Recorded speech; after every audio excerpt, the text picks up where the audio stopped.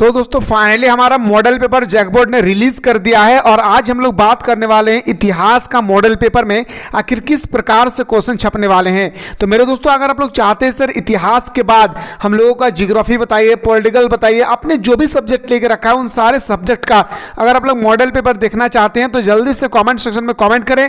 मेरे दोस्तों model paper को देखने के बाद आप लोगों को यह अंदाजा लग जाएगी कि आखिर किस प्रकार से हमारे पेपर में क्वेश्चन छपने वाले हैं। तो चलिए सर बिना देर के हम लोग क्वेश्चन की ओर मूव करते हैं।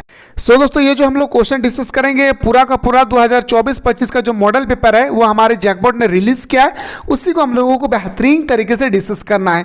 इसके बाद कौन से सब्जेक्ट के बारे में देखना चाहते हैं फटाफट आप लोग कमेंट सेक्शन में कमेंट करना ना भूले। क्वेश्चन है सर कि अमेरिका स्वतंत्र देश कब बना। अब क्वेश्चन आती है सर अमेरिका स्वतंत्र देश कब बना, तो बताएंगे सर 1776 को अमेरिका स्वतंत्र देश बना है।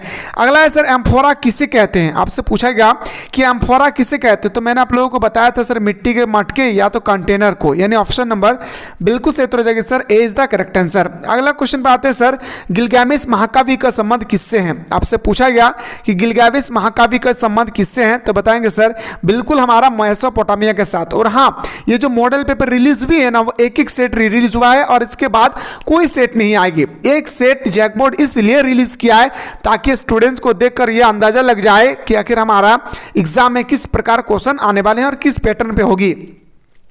सीनेट में किसका बोलबाला था। क्वेश्चन नंबर 4 पूछा गया कि आखिर सीनेट में किसका बोलबाला था, तो सीनेट में मेरे दोस्तों अभिजात वर्ग का बोलबाला था। किसका? अभिजात वर्ग का। अगला क्वेश्चन सर इकाइट्स क्या है। इकाइट्स मेरे दोस्तों एक अश्वारोही था, याद रखना है इकाइट्स क्या था, अश्वारोही थे जो युद्ध के क्षेत्र में इसका इस्तेमाल किए जाते थे। अगला प्रश्न पे आता हूं सर क्वेश्चन नंबर नेक्स्ट पे आते हैं कि पांडुलिपि से आपका क्या अभिप्राय है। मेरे दोस्तों मैंने बहुत ही सुंदर तरीके से बताया था कि हाथ से लिखी हुई पुस्तक को पांडुलिपि कहते हैं। क्या? हाथ से लिखी हुई पुस्तक को पांडुलिपि कहते हैं।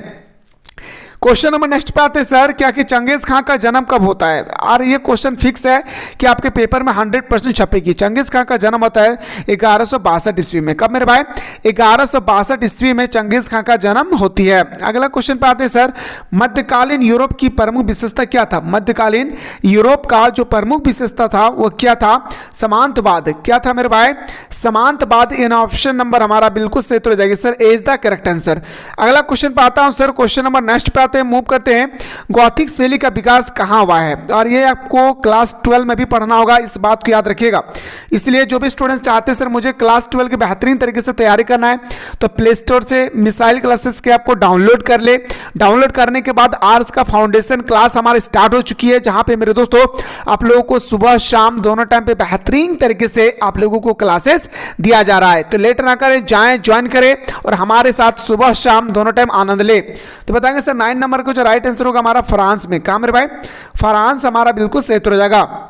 अगला है सर रोम साम्राज्य कहां तक फैला हुआ था। आपसे पूछा गया कि रोम साम्राज्य जो है वो कहां तक फैला हुआ था, तो बताएंगे सर सीरिया तक। कहां तक? सीरिया तक फैले हुए थे। अगला है सर स्टेपी एक प्रकार का घास का क्षेत्र है भाई। स्टेपी क्षेत्र में किस चीज की कमी थी। आपसे पूछा गया स्टेपी क्षेत्र में किस चीज की कमी थी, तो संसाधन का कमी था। किसका मेरे भाई? संसाधन की कमी थी। इसके बाद कौन सा सब्जेक्ट देखना चाहते हैं फटाफट कमेंट कीजिए। तैमूर लंग का आक्रमण दिल्ली पर कब हुआ था। तैमूर लंग का आक्रमण दिल्ली पर 1398 ईस्वी में हुई थी। क्वेश्चन नंबर नेक्स्ट पे आते हैं सर अगला प्रश्न पे आता हूं। क्वेश्चन नंबर 13 पूछा गया कि टाइल क्या है भाई। टाइल एक प्रकार का क्या है, तो बताएंगे सर सीधे राज्य को अदा किया जाना वाला एक टैक्स है। बस टाइल एक प्रकार का टैक्स है, इतना याद रखना है। अगला क्वेश्चन बढ़ते हैं सर 14 नंबर में। पुनर्जागरण सर्वप्रथम कहां प्रारंभ हुआ था। पुनर्जागरण सबसे पहले कहां प्रारंभ हुआ था, तो बताएंगे सर इटली में। कहां पे मेरे भाई? इटली में सबसे पहले पुनर्जागरण प्रारंभ हुआ था। अगला प्रश्न पे आता हूं सर प्रथम रोमन सम्राट कौन था। अब क्वेश्चन नंबर 15 पूछा गया कि प्रथम रोमन सम्राट कौन था, तो बताएंगे सर अगस्टस। कौन थे? अगस्टस। और ये भी क्वेश्चन आपका 100% फिक्स है भाई, ठीक है।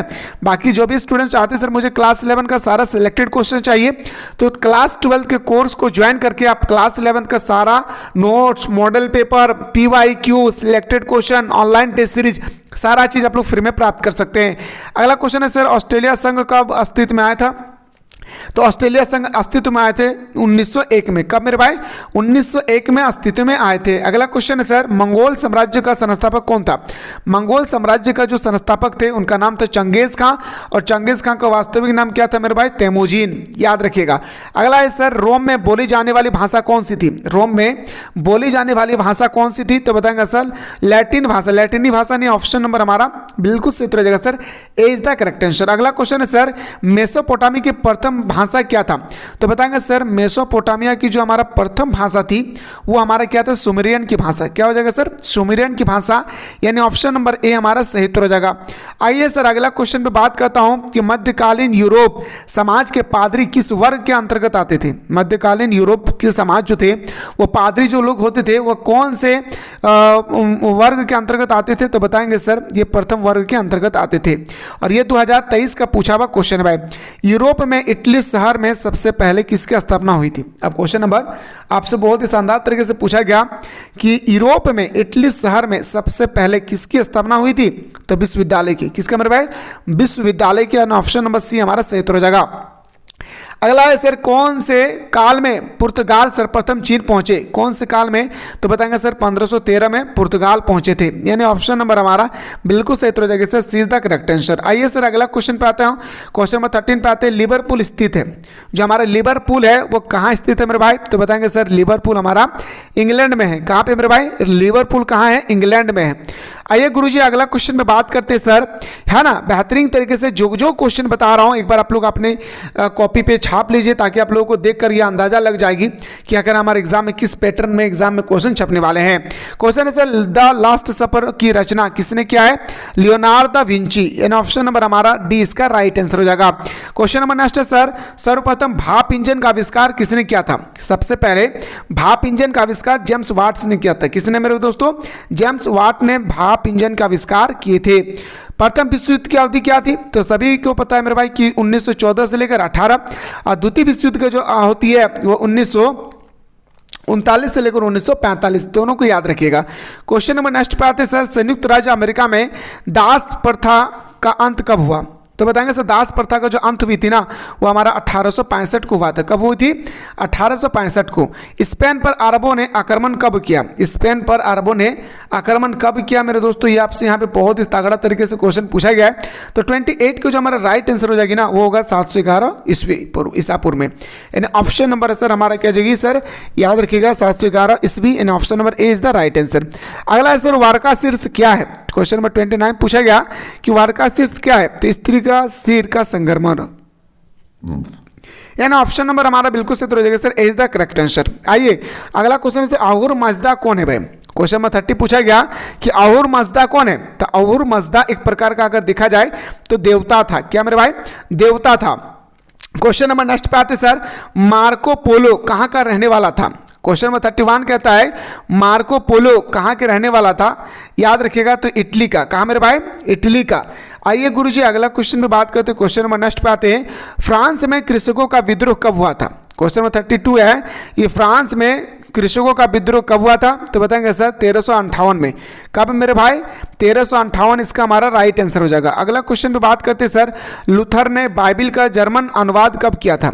लूथर ने बाइबिल का जर्मनी में अनुवाद, जर्मनी भाषा में अनुवाद आखिर कब किए थे? तो 1522 ईस्वी में। कब किए थे मेरे भाई? 1522 ईस्वी में किए थे। अगला क्वेश्चन पे आते हैं सर, द प्रिंस नामक पुस्तक की रचना किसने किया था? द प्रिंस नामक पुस्तक की जो रचना करने वाला था वो मैकियावेली थे। कौन थे? मैकियावेली। ठीक है। अगला है सर, आयरलैंड किस देश का उपनिवेश था? जैसे हमारा भारत किसका उपनिवेश था? अंग्रेजों का, इंग्लैंड का। ठीक इसी तरह से मेरे दोस्तों आयरलैंड जो है वो अंग्रेजों का क्या था? गुलाम था, है ना। चीन किस महादेश में स्थित है? तो बताएंगे सर चीन हमारे एशिया महादेश में स्थित है, इन ऑप्शन नंबर ए हमारा सही हो जाएगी। अगला है सर, दूरबीन का आविष्कार किसने किया था? तो बच्चा को पता है मेरे भाई कि दूरबीन का आविष्कार गैलीलियो ने किया था। किसने किया था?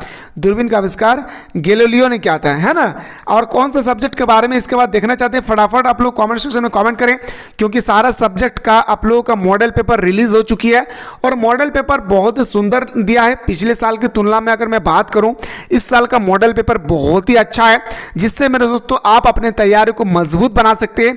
साथ ही साथ आप लोग इजीली से देख सकते हैं कि आखिर किस पैटर्न पे, किस बेस पे हमारे एग्जाम में क्वेश्चन छपने वाले हैं।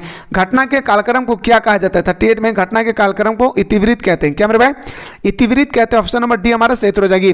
कोरिया की पहली महिला राष्ट्रपति कौन थे? कोरिया की पहली राष्ट्रपति महिला थी हमारा पार्क खान। ऑप्शन नंबर हमारा ए इसका राइट आंसर।